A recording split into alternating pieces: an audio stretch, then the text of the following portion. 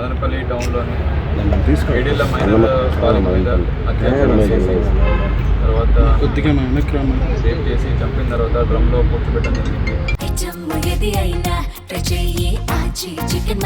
ఆచి చికెన్ మసాలా దానినంతా కూడాను మదనపల్లి టౌన్లో ఉన్న ప్రతి ఒక్క ప్రజలు కూడాను వచ్చి రోడ్డు మీద మరియు ఇంటి దగ్గర చాలా వరకు ప్రొటెస్ట్ అవన్నీ చేసి పెద్ద సెన్సేషన్ న్యూస్ అది కూడా చేయడం జరిగింది. చాలా దురదృష్టవశాత్తు జరిగిన ఇన్సిడెంట్ ఇది. పోలీస్ శాఖ మరియు రాష్ట్ర ప్రభుత్వం అంతా కూడా చింతిస్తున్న ధోరణి. అదేవిధంగా మనకి నిన్న ముద్దాయి ఎవరైతే ఉన్నారో ఈ ఎంటైర్ ఇన్సిడెంట్కి మూల కారణమైన అతను ఈరోజు మార్నింగ్ ముదివేడి దగ్గర అంగల్లో క్రాస్ దగ్గర ఒక చెరువులోని అన్ఐడెంటిఫైడ్ డెడ్ బాడీ కింద ట్రేస్ అయ్యి తర్వాత అతన్ని గురువర్ధన్ అనే ముద్దాయిగా మనము రికగ్నైజ్ చేయడం జరిగింది.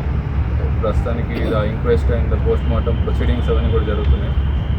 యాజ్ పర్ ప్రిలిమినరీ ఇన్ఫర్మేషన్ అతను సూసైడ్ చేసుకొని డౌన్ అయినట్టు తెలుస్తుంది.